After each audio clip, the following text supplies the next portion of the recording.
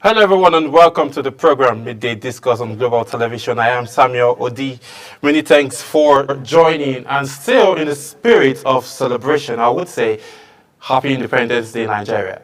On today's edition, we'll be extraying and assessing the impact of privatization in Nigeria. And on this note, most of our industries have been privatized, and then we're going to be assessing what they've been doing for the past years that have been, privatized, and how impactful it has been to Nigeria and the Nigerian people. So we x-ray all of that. I have a guest who will be joining me virtually, who would help us x-ray all of these angles onto this edition. But we'll be going on a quick break, and when we return back, we'll get into the conversation on Midday Discuss, where the conversations begin. Please do stay with us.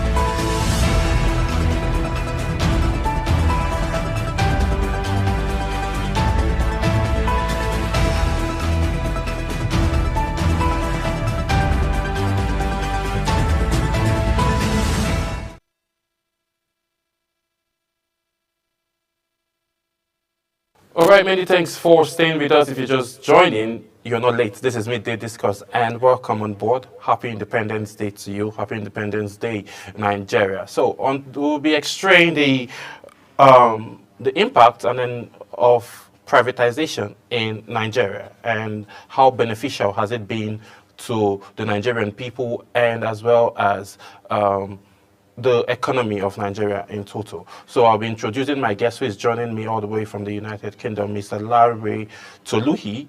Good afternoon, and thank you for joining, and happy Independence Day to you from here to you in the UK. How are you doing, sir? Good afternoon, Sam. Good afternoon, Nigerians, and happy independence to Nigeria, Nigerians. I wish this our 64 years of nationhood will bring about good tidings, progress, and unity, which is most important for us at this moment.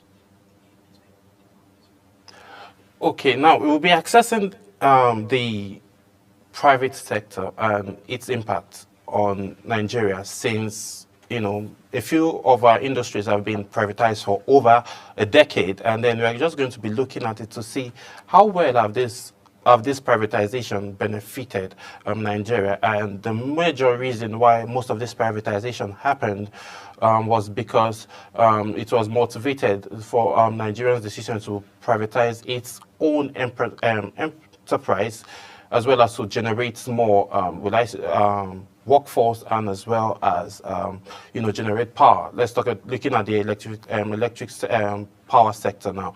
But on that note, looking at the electricity and power sector now, we've witnessed a whole lot of downtime, and a whole lot of persons cannot even boast of a 20-hour power supply, given the fact that they have segregated most of the areas into bands. And looking at those factors now, some persons are still saying they don't get enough light. Do you think that privatization of the power sector has actually, helped Nigeria and Nigerian people? Mm. Thank you, Sam. But I think first, right, before I answer your questions, it will be better that we actually have some little background knowledge of what this privatization is all about. We all know that privatization is about us or is about a government transferring the ownership and the management of state-owned enterprises to private entities. And the main reason for this is to improve efficiency, is to improve investment and management of these various sectors. And we know that, sorry, for the background policies for these or the foundational policies for these, privatization is not something new to Nigeria. It started in the late 80s. And I know a lot of Nigerians will be wondering at the late 80s because when we had the structural adjustment program, that was when privatization started in Nigeria with the administration or the regime of General Ibrahim Badamasi Babangida, which was the goal was and the goal of this SAP, which we call the Structural Adjustment Program, was to reduce government involvement in the economy and to promote efficiency and to attract private investment. And this actually gained more momentum during the second coming of our President Olusegun Obasanjo when he came in as a democratically elected government, and which was in the early 2000s, which we helped to try to see we need to reduce the public sector dominance and encourage what we call the private sector investment, which we knew was important for the people and all that. Then we now understand that we started with telecommunication and we had a good success story with our telecommunication. Whether we want to believe it or not, there was growth, there was massive expansion, there was expansion of coverage, and we moved people with over 150 million mobile phone subscribers of today. And it is more compared, look, which is way. And it gave us employment, it gave us innovation, it boosted our employability, it brought that innovation, it helps in our e-commerce and all that. Now, let me now answer your question in time of electricity. For me, in time of power sector, it is a mixed result, and I'll say that because the privatization of the Nigerian power sector in 2013 was aimed to address the chronic energy shortage that has been less successful. But what are the challenges of these guys? They have challenges.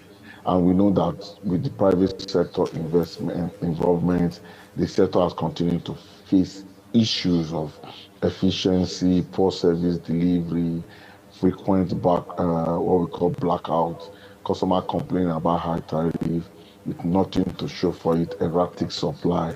And what happened? We have these discos, even with what these discos are providing, because we know they were unbundled to discos, Gencos, and all that. Now, when the Gencos, these are the generation companies, what they even generate, can we say it is enough? Yes, it is not enough, but the little of what they're actually generating, the discos, which is the distribution companies, are struggling to get these things delivered to Nigerians. Why? Because of the infrastructures we have and all that. Maybe we did not even do a proper SWOT analysis of what we have. We didn't do a proper analysis. And because we didn't do this proper SWOT analysis, there are all kind of analysis we should have put in place before going into this. This analysis were not done. SWOT analysis were not properly done. The PERS-2 analysis were not properly done. And our analysis were not, or our projection were not smart in terms of they were not specific, they were not measurable, we didn't do all these things. And because of that, we are seeing all these shortages. So in a way, we cannot really say the power sector privatization has failed, but at the same time, we cannot say it's a success. So it's actually a mixed feeling because you see that there has been some investment, it has brought in new innovation, then the end users are not getting what they need to get. So it is a two-way thing. It's neither good nor bad, but we know you can actually do better because there is room for a lot of improvement.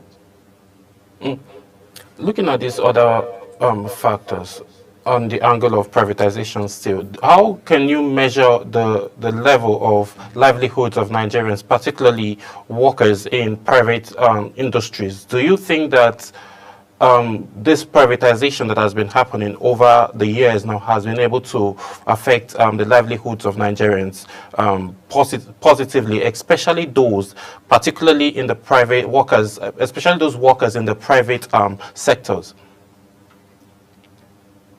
Yes, it has, because it has created employment opportunities. Like I told you, like look at telecommunication.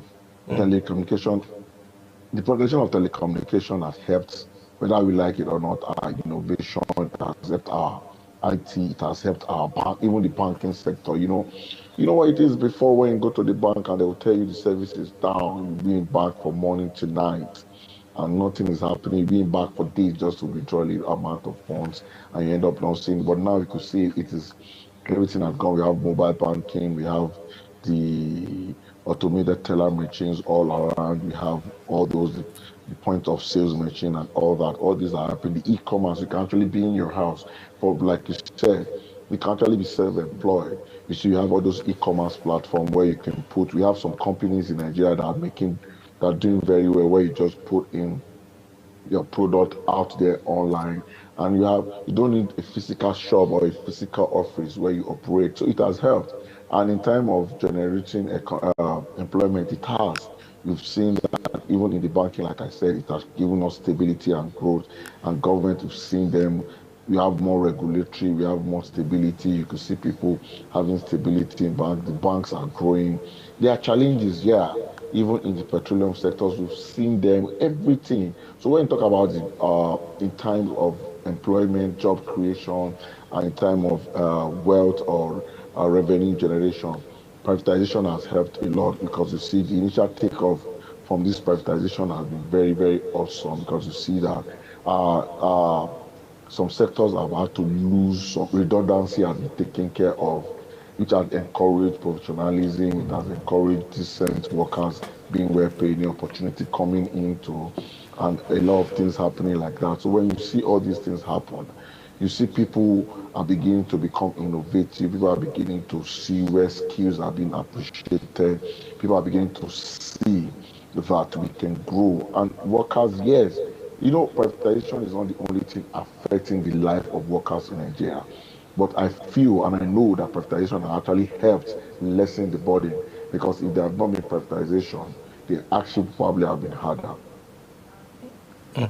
Okay. Now, how can we measure the success and failures of Nigerian privatization program if you had to measure it now statistically? How well can you say privatization has like impacted Nigerian society?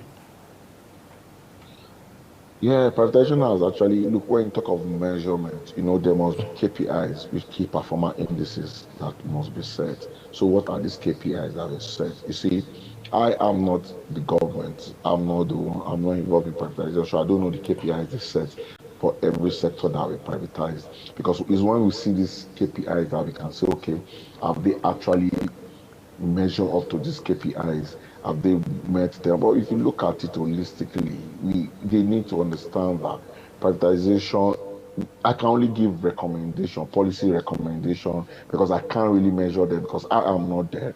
Because what I might term as failure, some might say it's not failure based on what they have, based on the total overhaul of it, or the total studying of what they've had. Because you look at it, all we can only give is give recommendation in what approaches they can use. Because if you want to privatize where government are privatizing, they must have, one of the recommendation must be that it must be an holistic approach to it. It should be complemented with strong regulation, clear policy, and incentives to ensure that long-term success, particularly in sectors like power and petroleum. Because when you don't give them, and that's why you've seen the Gencos, the Discos in the power sectors are failing. They've not given them this strong regulation. What are the regulation? What are the regulations? What are the policies? What are the do's and don'ts? What are the incentives? What are the carrot and stick? What are the measure taking? And that is what holistic approach must be applied, which is my first recommendation. My second recommendation will be investment in infrastructure. Private sector need to do more incentives to invest invest in critical infrastructure, particularly in electricity and in our refining capacity, because we must give them policies that are good for people to want to bring in funds. You can see how we have the naira being floated. We took out subsidy. We did a lot of things. What are the foreign direct investment? Who wants to bring the money into Nigeria and invest? Because it's not just privatizing. We must give good policies for people to want to invest their hard-earned currency or hard-earned funds in Nigeria. We must learn that. And the third recommendation I have is for inclusive growth. There must be policies that should encourage privatization to promote not profitability alone, but to include growth, because there must be growth. We must begin to get to a stage in Nigeria. I want to ask us a question. How many Nigerian companies or how many locally companies in Nigeria can we say have celebrated 50, 60, 70th anniversary? Because you see immediately that the the proprietor or the key force of the business in Nigeria is retired or dead, the business die, you've not had good structure. So government needs to look into ensuring that there are structures that grow so that ordinary Nigerian will benefit in improved services and employment. That no matter what happens to the, the founder or the proprietor or whoever it is, the business can take care of itself because of government policies. We must understand that um, privatization in Nigeria is a mixed bag, like I would say. We have not done what we need to do. We need to do what we need to do as a people. So measuring it is tough. Because for me, measuring is one of the toughest things because we've not actually, at the initial stage or at the initial, we've not done what we needed to do. We've not set rules. We've not given measurable KPIs. We've not given what we need to do to measure it. Looking at those angles now of your recommendation, um, how well can you say the Bureau of Public Enterprise has played in terms of Nigerian privatization process? That is now, despite the fact that a whole lot of our major industries have been privatized. Looking at NASCO, mostly almost everybody now eats from Dangote instead of Nigerian NASCO and stuff.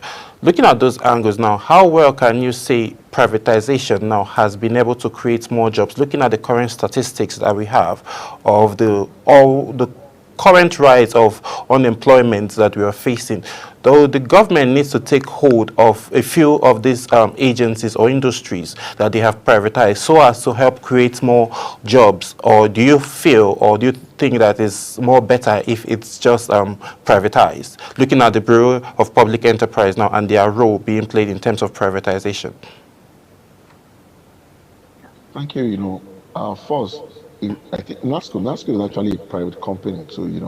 And Dangote just took advantage of what is happening in Nigeria and is doing well also to address that. And in time of Bureau for Public Enterprise, the Bureau for Public Enterprise, it just boils down to the Nigerian bureaucracy with a lot of bureaucratic moves and all that on and on in circle, and us not seeing what they've done.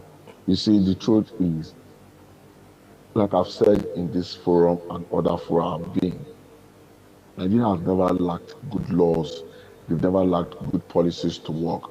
Our problem had been the implementation of these laws and these policies. Now, when you look at it, the Bureau for Public Enterprise, when you do all these things, what is the enforcement? Because the enforcement is not just making these policies, it's the enforcement that actually helps in development. We don't enforce anything in Nigeria, and we must learn how to start enforcing.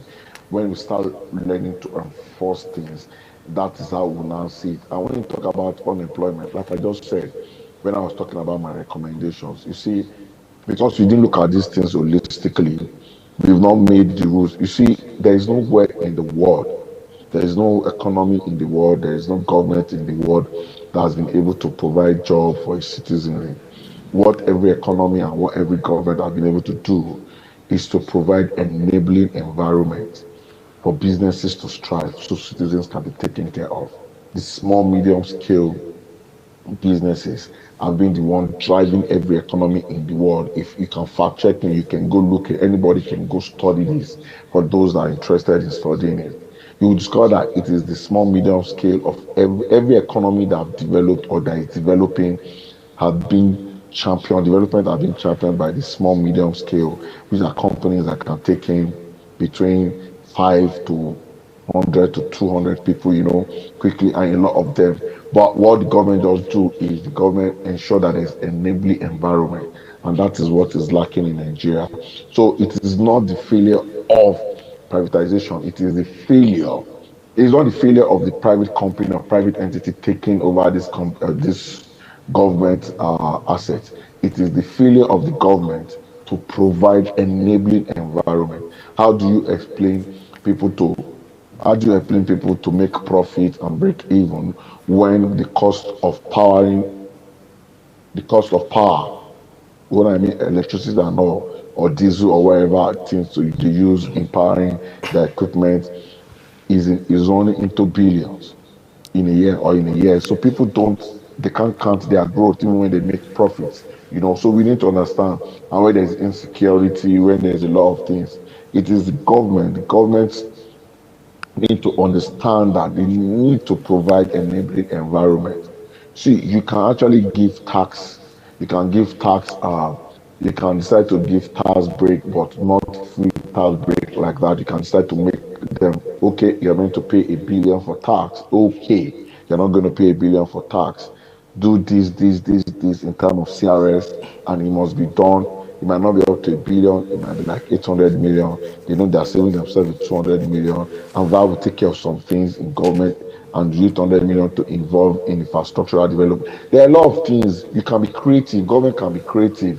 It does not have to be by the book. And I think one of the problems we have in Nigeria is we have a lot of theorists and by the book set of people that come to run our economy. No, we need to understand that every economic policies must be domesticated. So the government in Nigeria must learn how to give enabling environment for growth. And that is how and the only way we can address the unemployment rate and all that.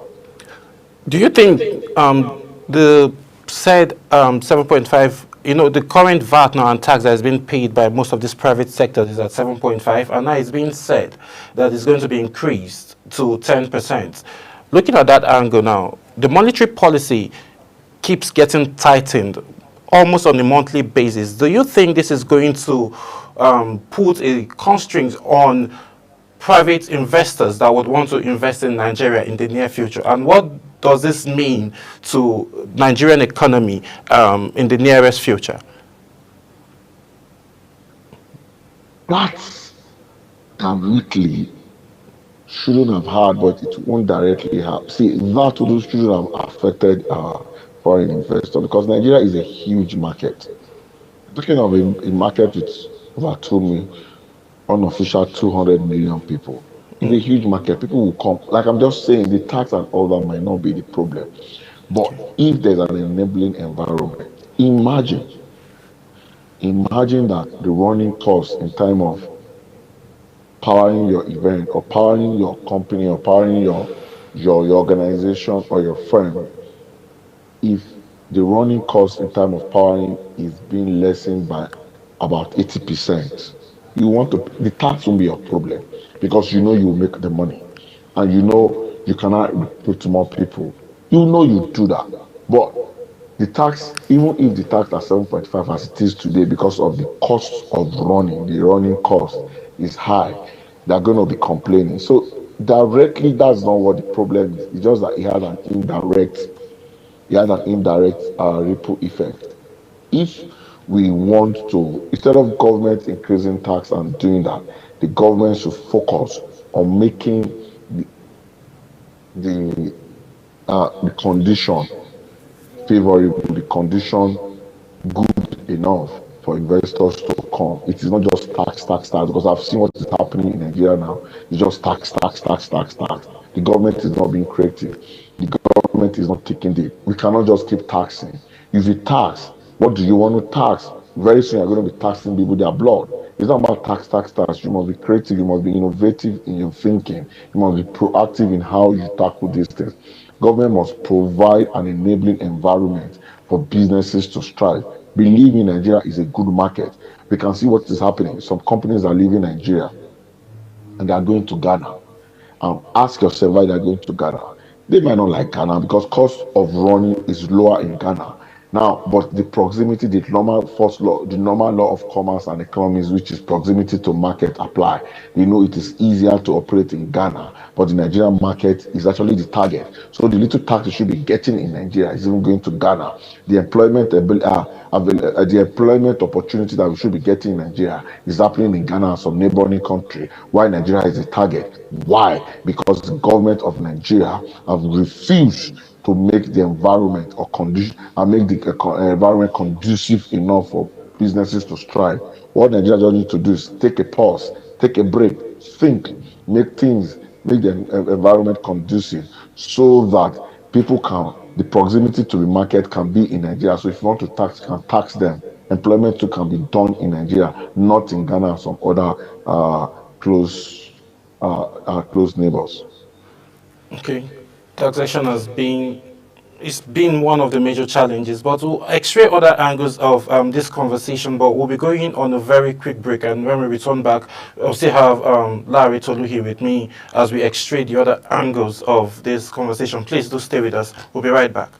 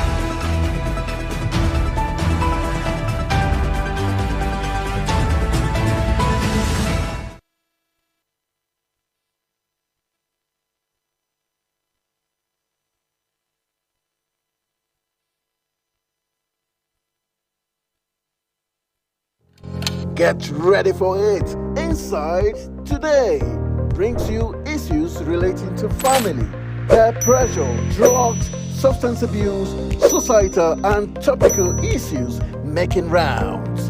Join Jumain Manson on Global Television Monday to Thursday and a repeat every Friday. Time 2 p.m. to 3 p.m. Don't miss out.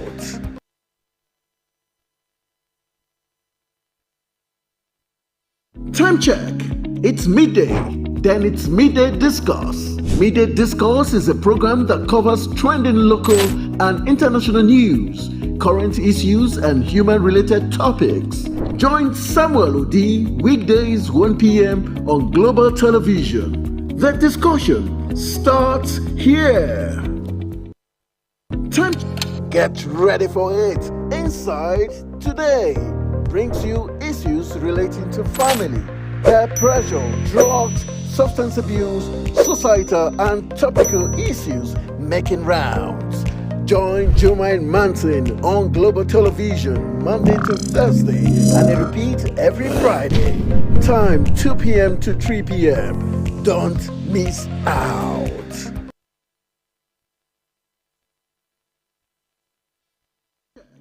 It's midday. Then it's Midday Discourse. Midday Discourse is a program that covers trending local and international news, current issues, and human-related topics. Join Samuel Odi weekdays 1 p.m. on Global Television. The discussion starts here.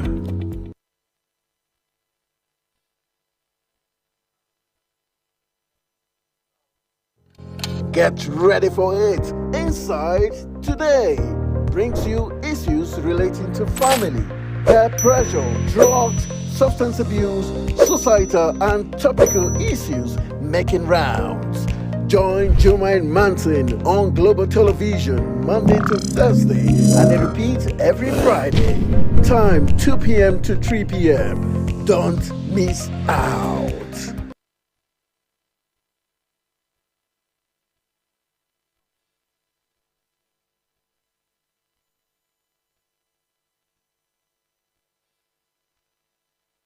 Time check. It's midday.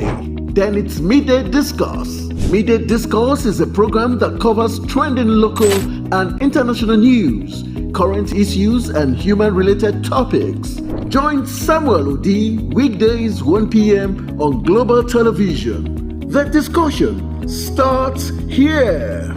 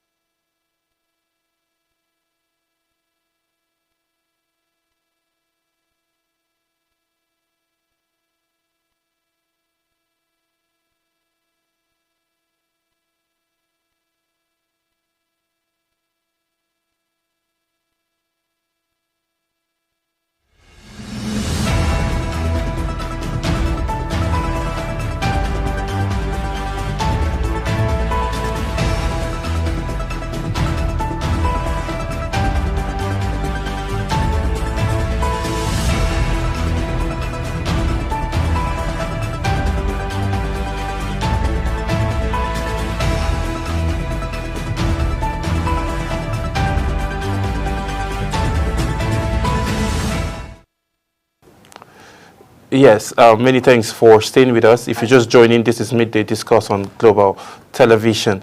We've been having an interesting conversation, that is I and Larry Toluhi assessing the impact of privatization in Nigeria, the hiccups that privatization has, faced, and what the government needs to do to enable more foreign investors coming and, join in the investment of Nigeria. But let's look at this other angle. We've had conversations around food and around communications. Now let's talk about the oil sector and what has been happening.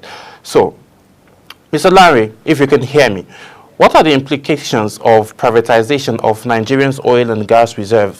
Looking at what is going on currently now in Nigeria, petrol is being sold for almost 1,200 naira, depending on where you're getting. I think NNPC sells for around 957 naira thereabout. But looking at that now, Dangote Refinery is now in the business of producing oil and then selling that's petrol. And again, there's been a backlash between Dangote and the NNPC. Do you think if the oil sector gets fully privatized, Nigerians will be able to enjoy the dividends of having petrol and diesel and kerosene at the subsidized price? The petroleum sector privatization, which is the refineries privatization, is I think there are some basic things that we need to understand there, because one of the basic issue is the unfulfilled promises. And when I mean unfulfilled promises, they've been planned to privatize the Nigerian refineries. It has been slow and it's been controversial.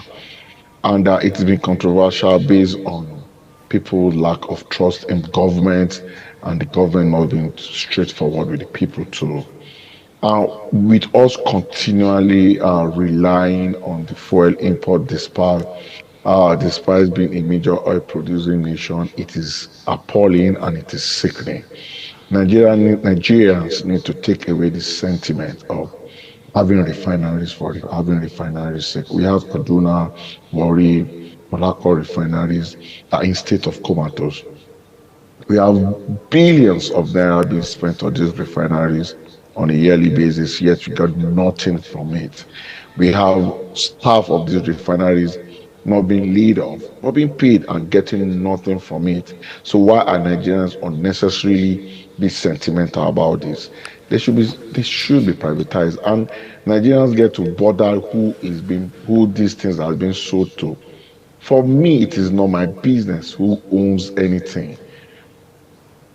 The only thing I will implore the government to do is they need to privatize these three refineries, but they should ensure that it is not going to the same entity. It is not going to the same set of people. It's not going to the same company. It should be three different entities. That means we are going to be having four refineries working with four entities because we already have Dangote refinery working. Then if we privatize the three we have to three different entities, that will cause what we had in the telecommunication sector. If you remember when we had telecommunication sector, when the first came out, they were billing us on per minute rates that where you make a call 1 minute, 1 second, you'll be charged for 2 minutes. And I remember that in year 2000 December when you want to buy your SIMs about 36,000 naira. But when the third force came in and they brought in billing by seconds, and they were even selling then when you buy their own SIM at 5,000, they give you 2 or 3 lines free.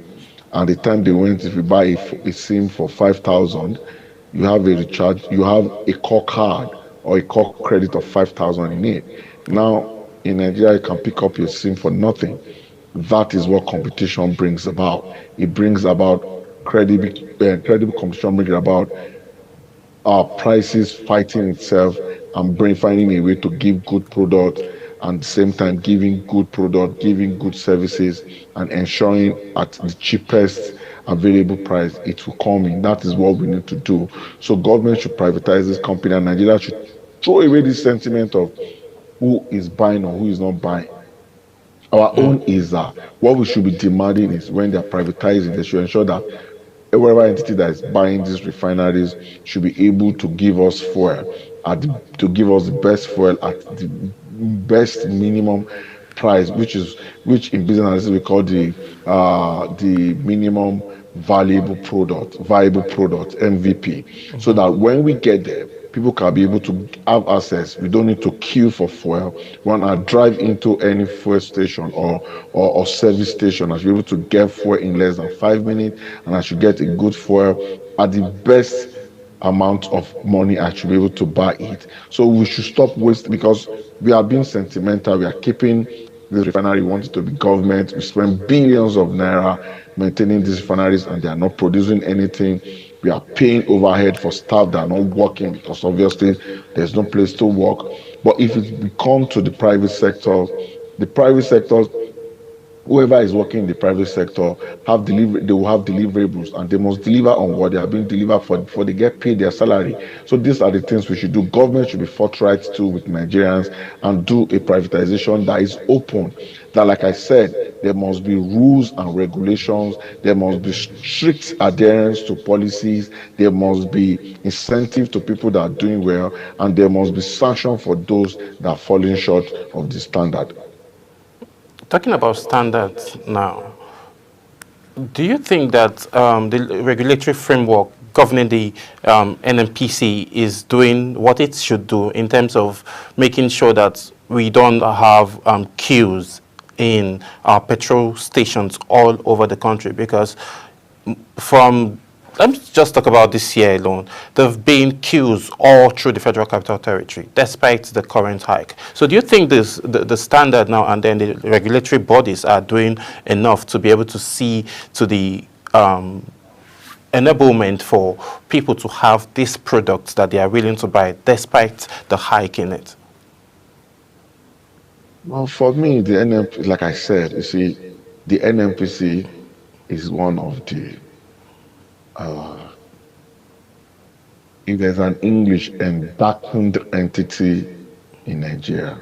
An entity that nobody can say they've seen their audited accounts since the day of inception, an entity that nobody knows what they are doing, is an entity that cannot even tell Nigerians the amount of oil being produced on daily basis, not to talk of weekly or yearly basis, an entity that cannot give us what they've done or what they are doing, an entity that said they were paying subsidy even during COVID, where everywhere was locked down, and they were paying the same amount of they were paying the same amount they paid while the country was busy, everybody was out, and they were paying the same amount when the country was on total lockdown.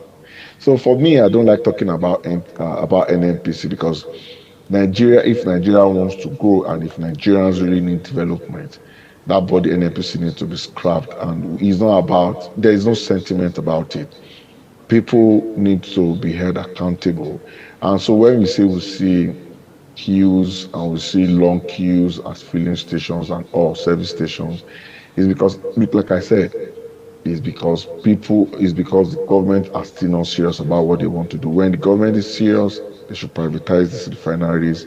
NNPC had no business. Like I said, they even changed their nomenclature to NNPCL or whatever they changed it to. Have you seen them do anything? They've not done anything. It's just a garden of people that want to make Nigeria not grow that are there. So that is just, I don't like talking about them, because every time I talk about them, I feel like it is sickening to talk about them. But like we said, the Nigerian government we need to privatize our NNPC and privatize the refineries, and what government needs to do to make this, we can tell them on what to do. We already have these assets. We have these refineries, 3 of them. There might be no money for private sectors to take them on based on what these assets are worth. The government can decide to use it to own equity in these different entities that are coming to buy and say, look, this asset is worth this. You are meant to pay X amount of money, excess amount of money, but because this asset is worth this, we want you to bring this in as part of making these refineries work. And because we have excess amount of legacy property or legacy investment, we are going to be having XX amount of equity of the new company. That is what they should just do. Okay. Is the charade NNPC should be scrapped, as far as I'm concerned. Okay, before we totally move away from the NNPC conversation, I think the Senate needs to invite Madam Kari again to be able to come explain the delays of the Port Harcourt refineries, because he kept promising and promising and promising, just like he is telling us his name, that the refinery will get to work. And then a whole lot of things have been going on, and as well as Mr. Femi Falana, son, also wrote to the contractor, the person in charge of getting the Port Harcourt refinery working, and wrote to him to ask what the update is on the 14th of September. To date, we are yet to get a response from them. But we are hoping that the Senate, swing into action and be able to find a way around this whole back and forth with the Port Harcourt refineries that has been dragging since the year 2022. Moving away from NNPC and its back and forth, let's look at how Nigerian government now can improve the regulatory framework for privatized industries to help, boost and, make the Nigerian economy getting and give the Naira at least a certain value in terms of using Naira, which is our legal tender, to run every kind of business. How key do you think this is going to be for these privatized industries to use our legal tender to be able to run all of their businesses instead of using dollar? First, the government there must be good governance and transparency in the time of Nigeria, and we must learn how to curb corruption and at the same time mismanagement, because there's a huge corruption and mismanagement of the whole privatization sector. And the whole thing in the whole of Nigeria, governance and all that. We need to start building stronger institutions, because if you want privatization to succeed, our governance structure, our regulatory framework need to ensure there is transparency, there is competitiveness, and there is equity and all that. And when you talk about having Naira to run if you are in Nigeria, you must run everything in Naira. We even see some of our government officials that don't spend Naira. We know a lot of our government officials don't even spend Naira. You see, it must start from bottom up. It must be a bottom down approach where the people at the top needs to start doing what's needed to be done and do what we need to do and do what they have to do to ensure that Nigeria actually grows. We are floated in Naira, fine, but what are the policies we are making? Now, but because we've not done what we need to do, we don't have to jump gun because we think, oh, we need to jump gun, we want all those things. We need to start from ground zero. We need to start putting in place things we need to put in place. Maybe we need to now start getting a framework where, you see, we cannot be a consuming nation the way we are a consuming nation. We are not producing, we consume a lot, we don't produce. And because we don't produce, we cannot be sticking to Naira. Because for me, we need to tell ourselves the truth. If you want to say, oh, Naira, Naira, Naira, but we are a consuming nation. We are not going to be coming to buy things in the US or in the UK or in China or wherever we want to buy things in Naira. We must first learn how to be a producing nation. When we start producing, before we talk that. So in as much as we consume, that policy is not going to work of wanting to run everything in Naira. Because don't forget, if you are importing, you are not going to pay in Naira. You cannot go to a shop in Singapore and decide to go and pay them in Naira, or a shop in China or in Canada or China or Germany and pay them in Naira. But if you are producing as a nation, you can now say, look, if you want to pay me, you pay me in Naira. I want to get my money in Naira, and this is what it is in Naira. I can do a lot in Naira. Once we reduce our consumption rate and increase our production rate, then we can actually make those laws.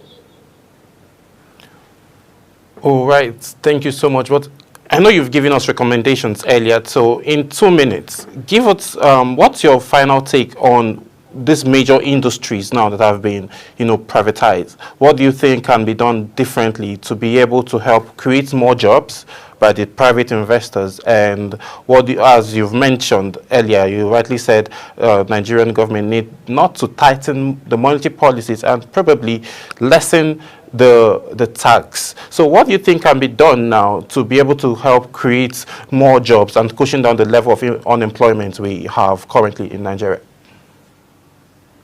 Okay. Like I said, first, like the recommendation I gave, there must be a holistic approach. There must be a holistic approach to it. Privatization should be complemented with strong regulation, clear policies and incentives to ensure long-term success, particularly in sectors like power and petroleum, which is our refineries. The second one is going to be investment in infrastructure. We need to invest in infrastructure.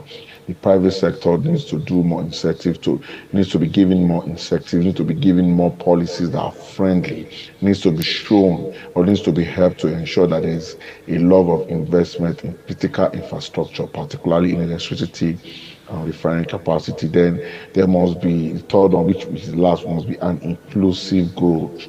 Because policies should ensure that there must be policy to ensure that privatization promote not just profitability, but also inclusive of growth and ensuring that ordinary Nigerians, which are everyone, the day-to-day Nigerians, benefit from the improved services and employment.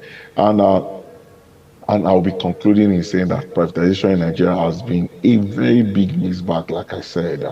Look, there have been notable successes in sectors like communication and banking. We can't deny that, but it has had continued challenges in powers and in petroleum. The future of privatization will depend solely and largely on government commitment to reform and to having stronger institutions and to have active engagement with both local and international investors. There is need to involve every stakeholder and see what is happening. The Nigerian government needs to have a deep conversation on how to go about this thing, and there must be a lot of transparency, because there have to be a lot of transparency, and we have to curb our mismanagement. We have to take away corruption, and ensure that there is improved efficiency in all we do. All right. Thank you so very much, Larry Toluhi, who is a public affairs analyst. Thank you so much for joining us on today's edition of the program. And that's how much time will permit us to take on today's edition. My name is Samuel Odi. Thank you very much for tuning in. I'll see you again tomorrow. And up next is Insights Today. Bye for now.